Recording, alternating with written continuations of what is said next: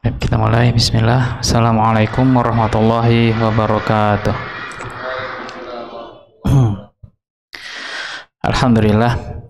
Alhamdulillahirabbil alamin wa bihi nasta'in ala umuri dunya waddin.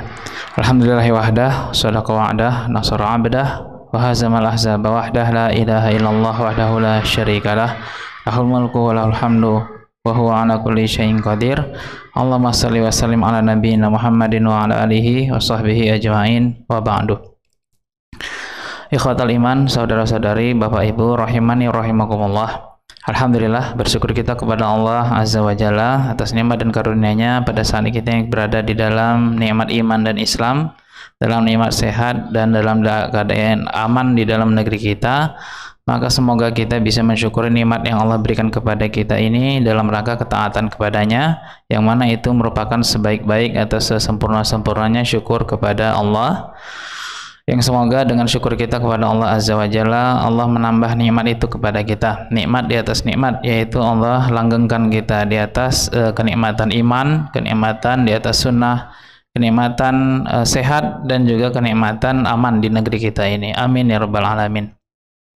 Kemudian masih melanjutkan bab-bab kita di kajian kita Rabu malam ini, yaitu tentang akhlak dan adab di dalam Islam, yang mana pada pekan sebelumnya kita sudah sampai di penghujung bab azan atau adab-adab tentang azan, yang mana kita sudah membacakan tentang keutamaan menjawab azan, ya, yaitu pada hadis Rasulullah sallallahu alaihi wasallam bersabda, "Idza sami'tumun nida faqulu mithla ma yaqulul muadzin." Idza sami'tumun nida faqulu mithla ma yaqulul muadzin, yaitu sampai pada perkataan Rasulullah sallallahu alaihi wasallam, jika kalian mendengar azan dikumandangkan, maka ucapkanlah seperti ucapan muadzin, yaitu Allahu akbar, Allahu akbar. Maka kita juga menjawab Allahu akbar, Allahu akbar. Ya, dan ini suatu zikir yang agung sebenarnya, ya, zikir yang agung yang berisi kalimat tauhid, yang berisi syiar-syiar Islam, yang merupakan prinsip-prinsip pokok di dalam agama Islam, yang mana Allah sudah pilihkan lafaz azan ini agar dikumandangkan 5 waktu atau 5 kali setiap sehari semalamnya, ya. Dan tentunya lafaz ini bukan sekedar lafaz biasa, yang mana Allah menginginkan dengan lafaz ini agar kita selalu ingat tentang kandungan dan maknanya, ya. Nah, demikian pula zikir-zikir yang lainnya dan doa-doa yang lainnya. Tidaklah Allah syariatkan itu kepada kita, melainkan itu menjadi sesuatu pengingat bagi kita atau memiliki makna yang sangat dalam agar kita senantiasa mengingatnya, ya. Nah, karena itu hendaknya kita senantiasa memperhatikan ucapan-ucapan atau zikir-zikir dan doa-doa yang kita ucapkan, karena sesungguhnya tidaklah Allah memilihkan lafaz-lafaz itu agar kita senantiasa mengucapkannya dan mengulang-ulanginya, melainkan karena suatu tujuan tertentu. Nah, termasuk azan ini dan menjawab azan, ya, dari mulai Allahu akbar, Allahu akbar, Allah maha besar, Allah maha besar, ya. Kemudian di sana ada lafaz syahadah, ya. Kemudian di sana ada lafaz hayya 'alas shalah, ya.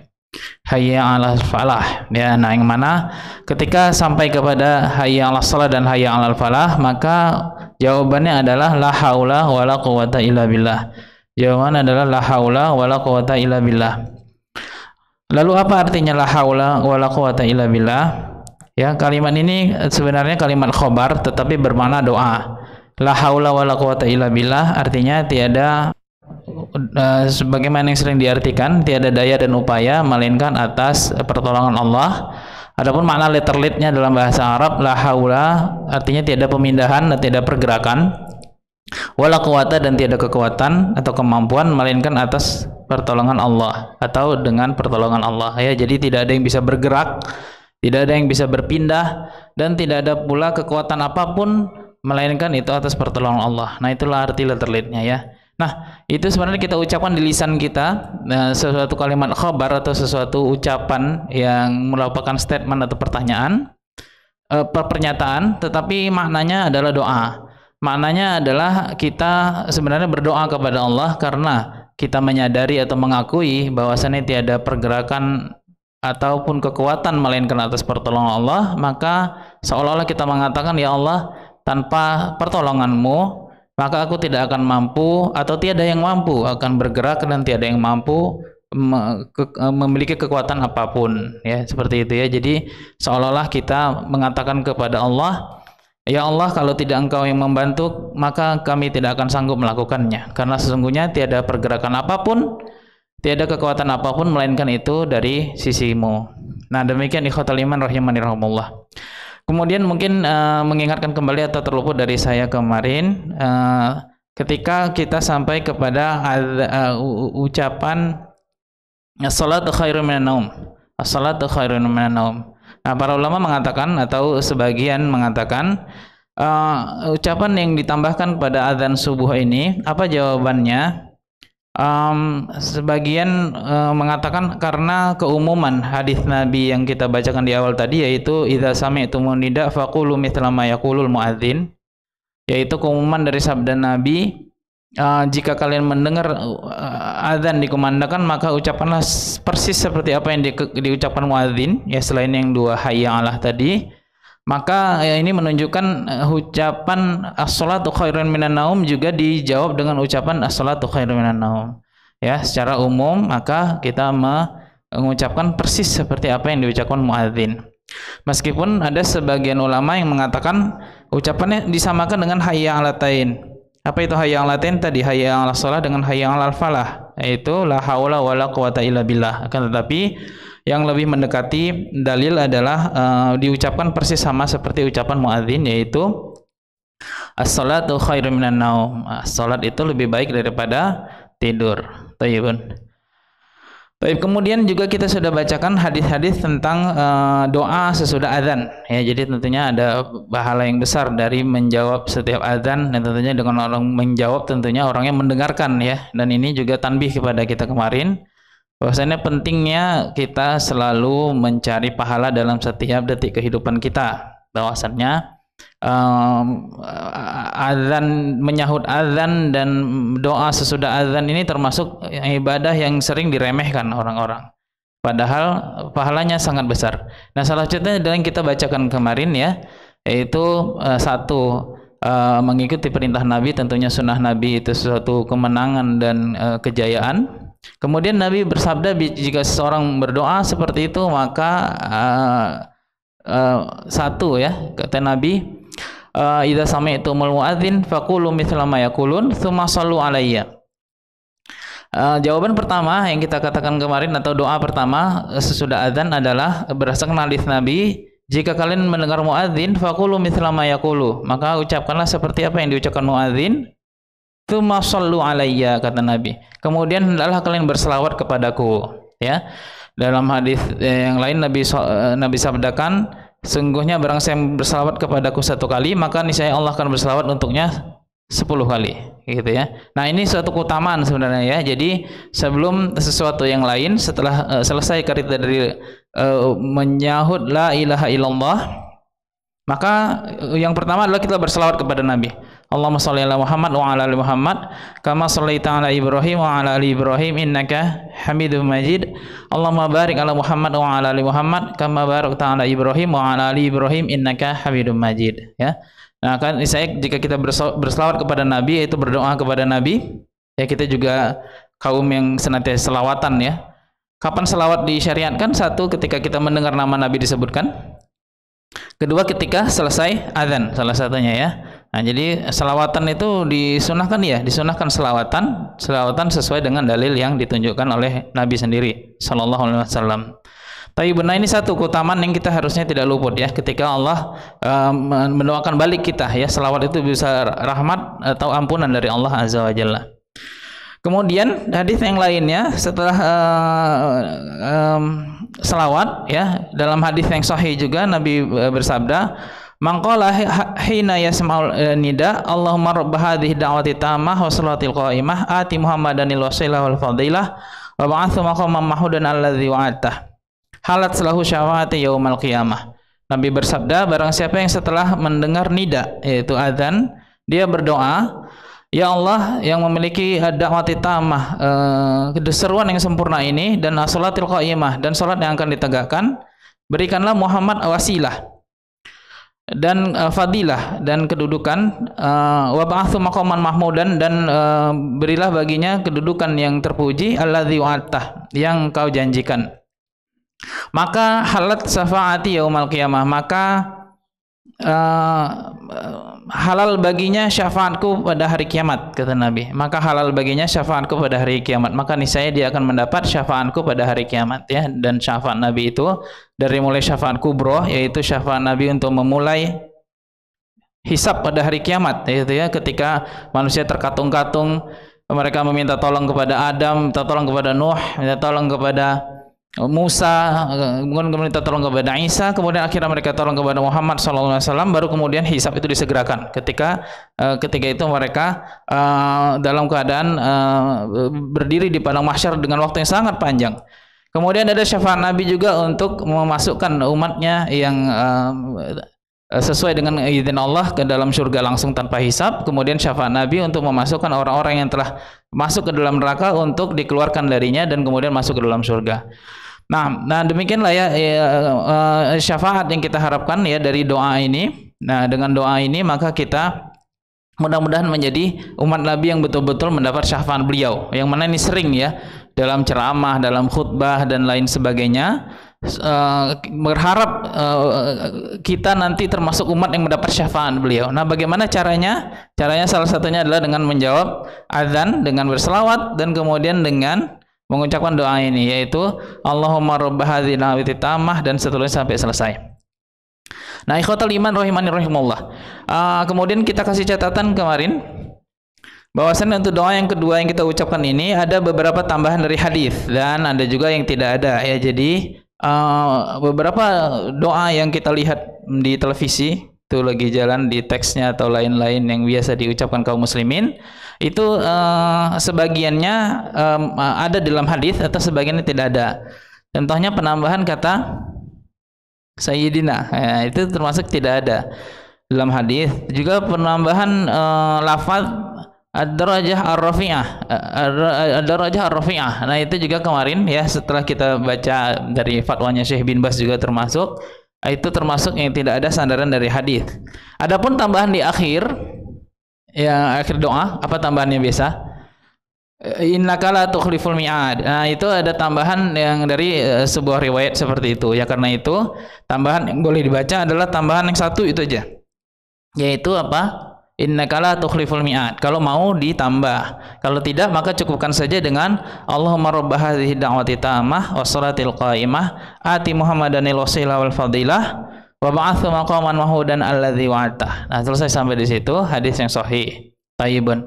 Adapun tambahan dari hadis yang sahih yang lainnya itu boleh, walaupun boleh juga mencukupkan sampai lafaz ini saja. Wallahu ta'ala alam. Taibun. Nah, kemudian ketiga, dan hadisnya juga sahih riwayat Muslim ya, yaitu Nabi SAW bersabda, jadi ada 3 kemarin ya, dan sudah saya bagikan kemarin sama admin untuk di-share. Bang Faisal sudah di-share ya, Taibun. Mungkin tapi WA, tapi jadi mungkin nanti kalau kurang gede dibesarin layar apanya, HP-nya. Yaitu doa ketiga dari Nabi yang hadisnya sahih juga riwayat Muslim. Nabi bersabda, "Man qala hina yasma'ul muadzin asyhadu an la ilaha illallah wahdahu la syarikalah wa anna Muhammadan abduhu wa rasuluh wa raditu billahi robba wa bi Muhammadin rasulah wa bil islami dina ghufira lahu dzanbuhu." Kata Nabi, barang siapa yang berdoa ketika dia mendengar muadzin, aku bersaksi bahwasanya tiada ilah yang berhak disembah selain Allah semata dan tiada sekutu baginya, dan bahwasannya Muhammad adalah hamba dan rasulnya atau utusannya. Raditu billahi robba, aku ridho Allah sebagai Rabbku, wabi Muhammadin rasulah, dan Muhammad sebagai rasulku, wabil islami dina, dan Islam sebagai agamaku, ghufira lahu dzanbuhu, maka niscaya akan diampuni dosa-dosanya, kata Nabi sallallahu alaihi wasallam. Nah, jadi 3 ya yang harusnya atau yang sahih ya, yang dan sahihnya nih sahih Bukhari, sahih Muslim ya. Sahihnya nih sahih yang tertinggi dari sahih-sahih hadis ya, yang hendaknya kita tidak terluput dari 3 ini ya. Jadi jika sekarang masih doanya 1, maka silakan dihafal yang 1 lagi agar bisa menjadi 2 atau 3 sekaligus, yaitu selawat Ibrahimiyah, kemudian robah hadhihi da'wati tammah, kemudian yang satu lagi raditu billahi robban wa bi Muhammadin rasulah wa bil islami dina. Baik. Nah, kemudian ghufira lahu dzanbuhu, kata Nabi, maka niscaya akan diampuni dosa-dosanya. Tayyibun. Nah, ikhwatal iman rahimani rahimakumullah jami'an. Kemudian kemarin sebelum selesai kita menyebutkan beberapa adab-adab tambahan dari azan dan iqamat ini. Sebelum itu saya mau bertanya, jika azan ada syariat untuk menjawabnya, apakah iqamat ada juga syariat menjawabnya? Apakah ada syariat menjawab iqamat? Siapa yang bisa kasih jawaban? Apakah azan itu iqamat? Dari satu sisi azan itu 2 kali lipatnya iqamat ya. Iqamat kan satu, azan kan dua. Tayyibun. Kemudian azan naik ke tempat yang tinggi dan sudah kita sebutkan di pertemuan yang satu lagi kemarin ya, dengan melantangkan suara. Adapun iqamat tidak. Iqamat dikumandangkan tanpa naik sebagaimana yang dulu dilakukan oleh Bilal, tanpa naik ke tempat yang tinggi dan tanpa meneriakkan atau melantangkan suara. Lalu pertanyaannya, apakah di iqamat dijawab seperti azan? Siapa yang tahu jawabannya? Baik, jawabannya adalah para ulama hanya membolehkan ya dengan lafaz adzanani ya, sebagaimana hadis yang mengatakan ad-du'a la yaruddu bainal adzan wal iqamah atau adzanani. Doa kata Nabi SAW tidak tertolak atau dikabulkan oleh Allah di antara azan dan iqamat, atau di antara 2 azan dalam sebutan yang lain untuk iqamat. Jadi iqamat itu dalam sebuah hadis atau beberapa hadis disebutkan dengan lafaz azan juga. 2 azan, Nabi sebutkan 2 azan. Ya, seolah-olah iqamat itu azan juga gitu ya. Nah, dari hadis ini ulama membolehkan jika ada orang yang mau berdoa atau silahkan berdoa juga selesai iqamah ya. Namun sebenarnya dari beda-beda yang kita sebutkan tadi, sebenarnya iqamah itu tidak dijawab seperti adzan, karena setelah iqamah langsung lurus sang saf ya kan, kita tidak sempat untuk membaca. Tapi boleh jika ada yang mau menjawab iqamah seperti menjawab adzan, maka dibolehkan, karena dari lafaz yang ada iqamah itu dikatakan Nabi adzan juga ya. Jadi lafaz umum ya dari bahasa Arab, ketika Nabi menyamakan adzanani artinya 2 adzan, maksudnya adzan dan iqamat, maka dari sini adzan iqamat itu bisa dikatakan adzan juga, dan dibolehkan menjawabnya seperti jawaban adzan, meskipun yang lebih jelas adalah adzan dan iqamat tidak sama. Tapi kalau ada yang berdoa seperti itu jangan disalahkan gitu ya. Jadi misalnya iqamat tapi itu dia jawab Allahumma rabb hadhihi da'wati tammah gitu, enggak apa-apa. Boleh ya, tidak dimarahi, jangan disalahkan. Tapi pun tidak bid'ah. Nah, kemudian ikhwatal iman. Nah, tadi kemudian adab selanjutnya adalah berdoa antara adzan dan iqamat. Nah, ini salah satu poin-poin berdoa ya ketika turun hujan, sepertiga malam terakhir, sore hari Jumat, apa lagi? Ketika adzan dan iqamat. Ketika adzan dan iqamat atau di antara adzan dan iqamat adalah waktu yang mana Allah mengabulkan doa padanya ya, sebagaimana hadis kita bacakan tadi, ad-du'a'u la yuraddu bainal adzan wal iqamah ya. Tidak akan tertolak doa yang dipanjatkan di antara waktu adzan dan iqamah. Karena itu disunahkan selain salat ya, ada juga salat di antara adzan dan iqamah. Kata Nabi SAW, di setiap adzan dan iqamah ada salat, kata Nabi. Jadi bagi yang mau selain rawatib, bagi yang mau dan waktunya mencukupi, maka boleh salat 2 rakaat setiap kali selesai adzan menunggu iqamah, walaupun tidak termasuk rawatib yang 12 itu. Dan kemudian berdoa sebanyak-banyaknya ya. Jadi apa yang dilakukan kaum muslimin dari adzan dan iqamat, yaitu persiapan sholat wajibnya, kemudian sholat sunnah, dan kemudian berdoa.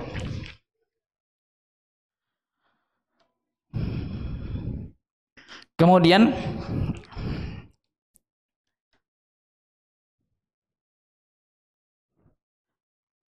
adab yang perlu diperhatikan berkaitan dengan adzan adalah janganlah seseorang meninggalkan masjid setelah adzan dikumandangkan tanpa alasan yang jelas. Janganlah seseorang meninggalkan masjid setelah azan berkumandang tanpa alasan yang jelas. Kenapa demikian? Karena diriwayatkan dari Nabi sallallahu alaihi wasallam, ya, idza nudiya shalah adbara asyaitanu wa lahu durat. Sesungguhnya apabila azan dikumandangkan, syaitan akan lari terbirit-birit sambil terkentut-kentut. Durat itu kentut yang mengeluarkan suara. Yang tidak mengeluarkan suara namanya futha. Durat ini kentut yang keras, ada suaranya. Hatta la yasma'ul an-nida, hingga dia tidak lagi mendengar azan. Padahal azan itu kalau sudah masjid satu azan kan saut-sautan ya. Maka setan larinya ke kedalaman lautan dan ke gunung sana sampai enggak dengar lagi dia. Kalau dia masih mendengarnya, dia masih lari. Fa idza qudiyan nida, jika azan setelah selesai dikumandangkan, aqbala, dia datang lagi. Nah, ini yang disifati dalam surat An-Nas ya. Silakan baca tafsir surat An-Nas, waswasil khannas ya, yang menyebarkan waswas, dan dia khannas, yang dia datang dan pergi. Hatta idza thuwiba bisolah adbaro, hingga setelah thuwiba itu iqamah ya, hingga iqamah dikumandangkan dia pergi lagi atau dia lari lagi. Nah, ini menunjukkan azan dan iqamah itu mirip sebenarnya ya. Baru kemudian hatta idza qudiya tathwib, setelah iqamah selesai, akbal, dia datang lagi. Hatta yakhtur bainal mar'i wa nafsihi, hingga kemudian setelah seseorang hamba itu sholat, dia pun mulai masuk, menyusup di antara seseorang dengan hatinya. Mulai berbisik-bisik antara dia cerita-cerita dengan hati sendiri. Sering kayak gitu kan? Yaqulu uzkur kadza wa kadza, ingatlah ini dan ini. Ingatlah kunci tadi udah dikunci apa belum, letaknya di mana, handphone, laptop, kereta, mobil, rumah, macam. Uzkur kadza wa kadza. Itu setan yang memerintahkan. Ingat ini dan itu. Itu ya. Dalam sebuah hadis namanya khinzib, setannya. Setan punya nama.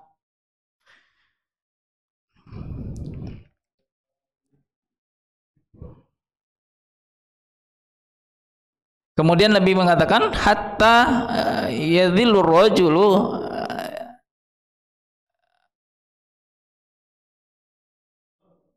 yadri kam shalah, hingga seseorang tidak ingat berapa rakaat dia sholat, sampai separah itu.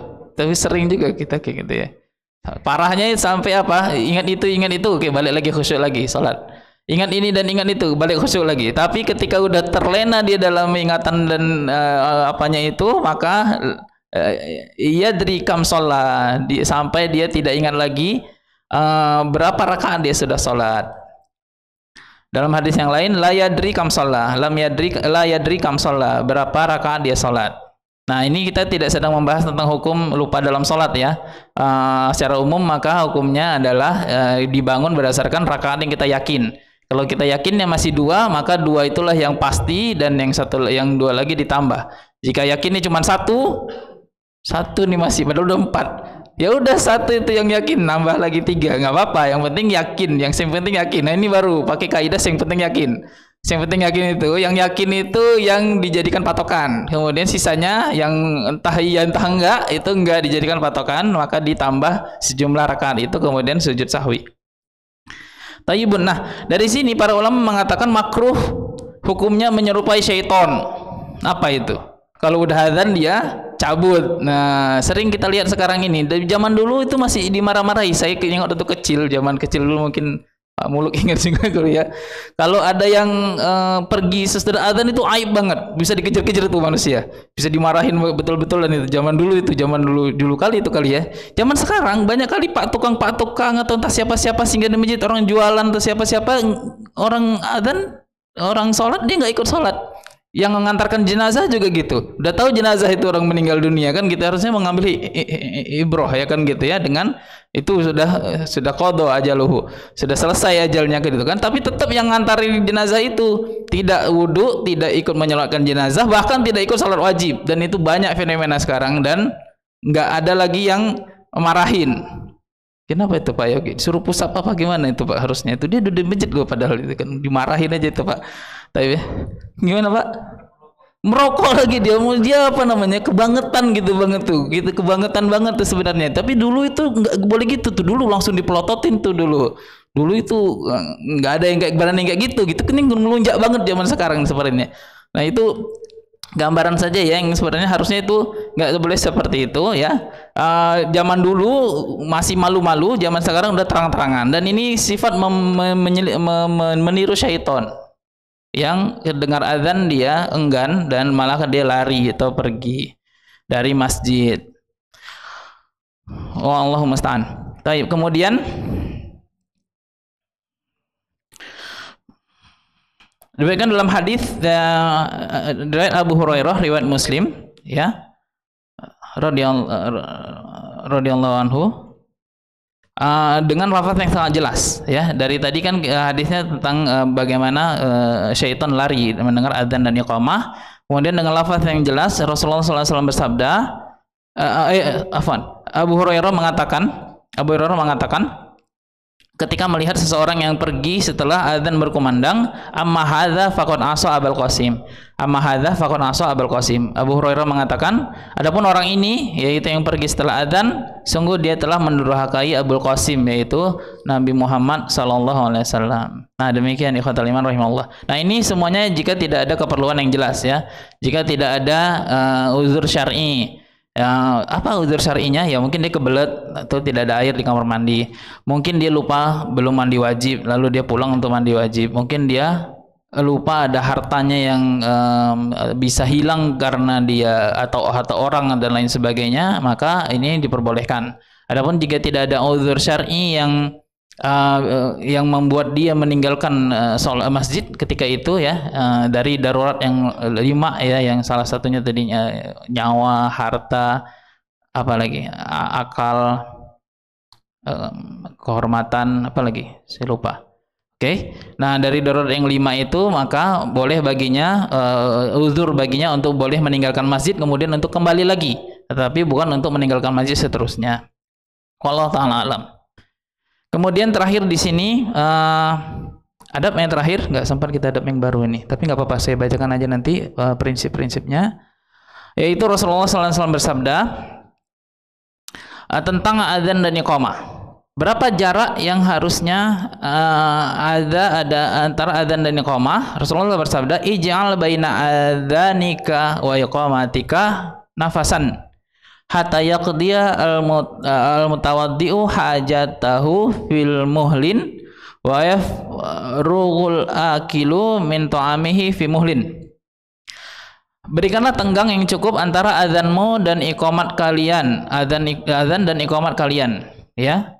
Berilah waktu bernafas antara azan dan iqamat kalian hingga orang yang berwudu dapat menyempurnakan wudunya dengan tenang, dan orang yang makan dapat memakan makanannya dengan tenang.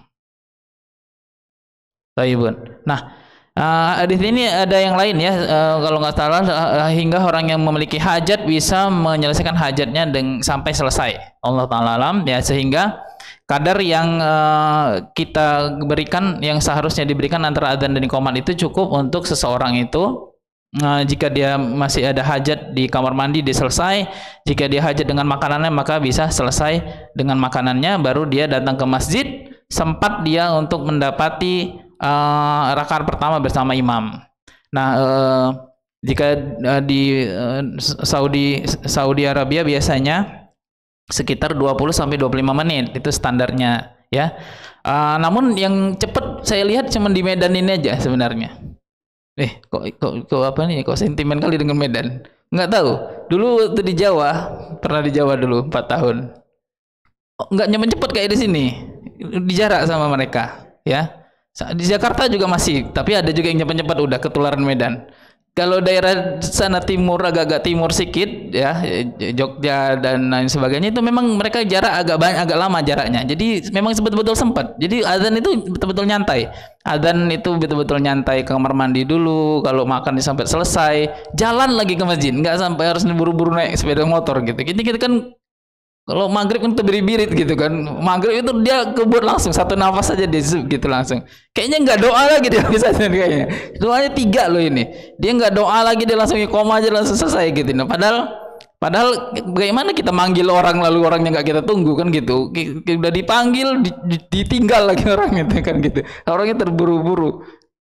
Nah ini tidak sunnah. Ini tidak sunnah. Sunnahnya adalah kasih tempo yang cukup antara adzan dan iqamah hingga jamaah bisa datang. Hingga orang yang ketika dia sedang di tengah-tengah atau dia sedang terujung, dia bisa menyelesaikannya hingga dia bisa datang ke masjid dan sholat bersama kita. Ya, walaupun nggak sampai 25 menit, tapi berilah waktu yang cukup antara adzan dan iqamah. Ya, minimal seperti yang sebelah timur Indonesia.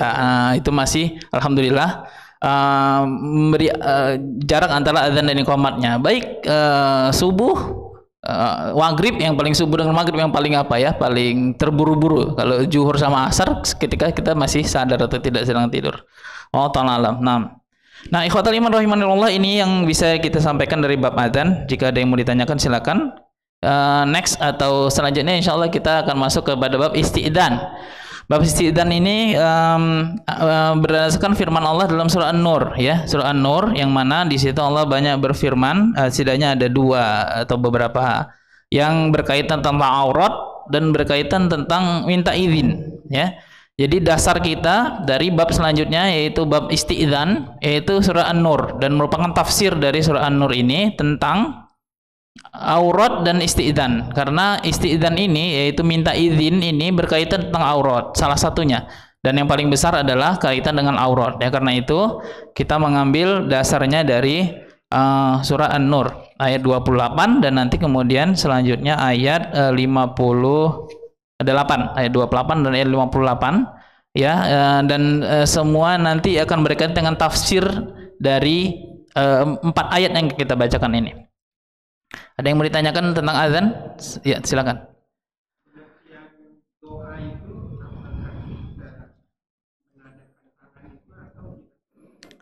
Masya Allah, bagus, pertanyaannya bagus. Baik. Nah, ikhwatal iman rahimanillah, doa itu sebenarnya umum ya. Jadi lafaz doa itu umum.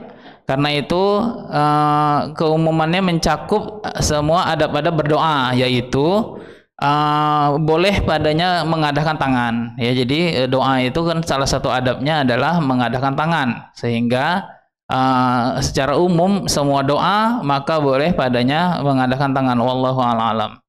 Hanya saja memang terekam dari Rasulullah SAW dalam keseharian beliau untuk doa-doa yang kesehari-hari diucapkan seperti doa masuk rumah baca basmalah, masuk masjid Allahumma aftah li abwaaba rahmatik, keluar masjid Allahumma inni as'aluka min fadlik, masuk kamar mandi apa?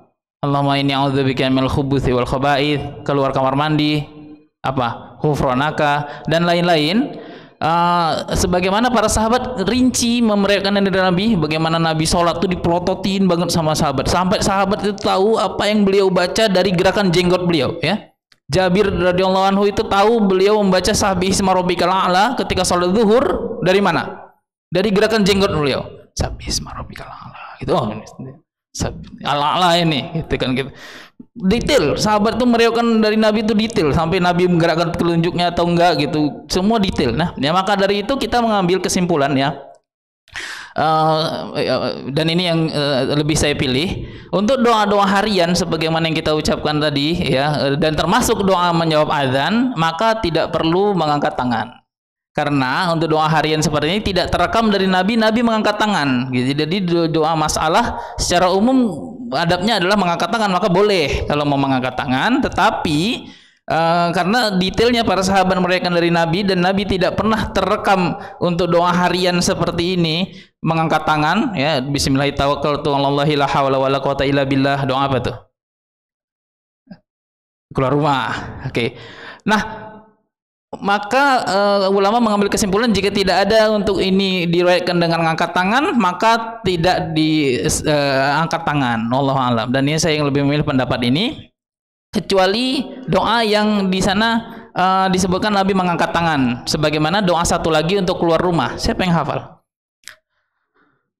Siapa yang hafal doa satu lagi keluar rumah selain bismillahirrahmanirrahim, la haula wala quwata illa billah? Allahumma inni a'udzubika an azil au zal au adil au dal au zim au dzalm au ajil au yujhala alayya. Siapa yang hafal doa itu? Nah, doa itu diriwayatkan dengan lafaz Nabi menghadap kiblat dan kemudian Nabi mengangkat tangan. Nanti Anda kirimkan ke Bang Faisal, nanti Bang Faisal kirim ke semua insyaallah ya. Doa itu ini sahih doanya kalau salah dari salah satu dari Imam Bukhari atau Imam Muslim ya, ketika Nabi keluar rumah setelah membaca bismillah tawakkaltu 'alallahi la haula wala quwwata illa billah, Nabi mengatakan Allahumma inni a'udzubika an azil au zal au adil au dal au azim au dzam au ajil au yujhala alayya.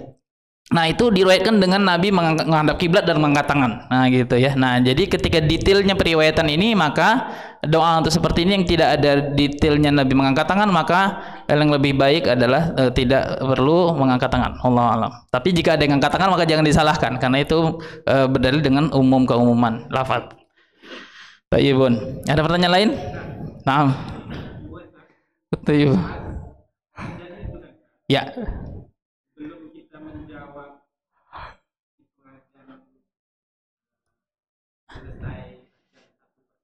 Nah,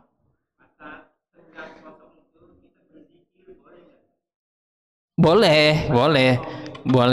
Zikir boleh, bicara-bicara biasa aja boleh, diskusi juga boleh. Memang tapi harus tetap mendengarkan azan dan kemudian disahutin. Jadi pernah diriwayatkan dari sahabat Umar bin Khattab, beliau berbicara dengan sahabat yang lainnya ketika azan, tetap menjawab azan tapi sambil ngobrol, boleh, nggak harus diem aja gitu, nggak juga berlebihan ya gitu. Tapi udah azan kayaknya ya, sudah masuk waktu ya. Bab istizan kita tunda sampai besok ya. Bab istizan itu tadi ya, tafsir dari surah An-Nur ayat 28 dan ayat 58 dan seterusnya. Insyaallah akan kita sempurnakan di pertemuan berikutnya. Aqulu qouli hadza astaghfirullah li wa lakum wa lisa'il muslimin innahu huwal ghafurur rahim. Wa akhiru da'wana alhamdulillahirabbil alamin. Assalamualaikum warahmatullahi wabarakatuh.